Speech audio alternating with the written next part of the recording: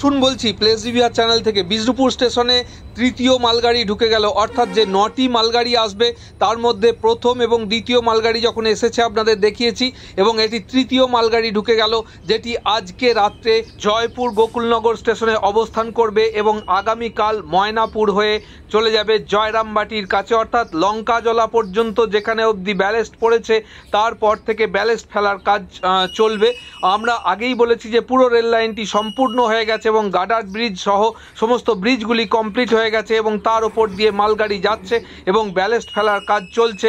এবং মার্চ মাসে যেহেতু সিআরএস হবে সেই জন্য কিন্তু কাজ দ্রুত গতিতে চলছে। আর এই বিষ্ণুপুরের রেস্ট হাউসেই অবস্থান করছেন মাননীয় ডেপুটি সহ ইঞ্জিনিয়াররা, তারা পর্যবেক্ষণ করছেন, প্রতিদিন যাচ্ছেন, দেখছেন, কলকাতা থেকে নয় বিষ্ণুপুর থেকে এই তদারকির কাজ করছেন। কেননা আপনারা জানেন যে 15ই মার্চের মধ্যে সম্ভাব্য ডেট হচ্ছে সিআরএস হওয়ার, সেই লক্ষ্যে কাজ চলছে অতি দ্রুততার সঙ্গে এবং সেই কাজের যে দৃশ্য সেটি আমরা পরপর আপনাদের সামনে উপস্থাপিত করছি। তো বন্ধুরা, আপনারা এইভাবে সঙ্গে আছেন বলে আমরা প্রত্যেকটি ভিডিও আপনাদের সামনে উপস্থাপিত করার একটা প্রয়াস পাই।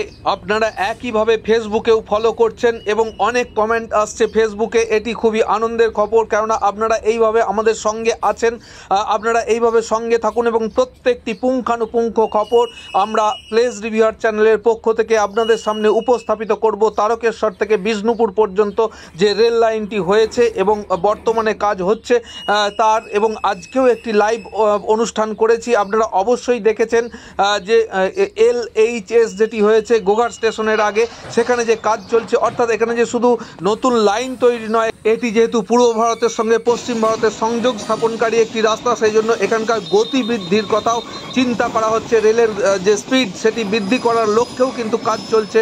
সেই সমস্ত দৃশ্যগুলি আপনাদের সামনে আমরা বারবার উপস্থাপিত করছি। তো বন্ধুরা, ভালো থাকবেন, সুস্থ থাকবেন, সুন্দর থাকবেন, এইভাবে প্লেস রিভিউয়ার চ্যানেলকে সঙ্গে রাখবেন। অনেক অনেক ধন্যবাদ। শুভরাত্রি।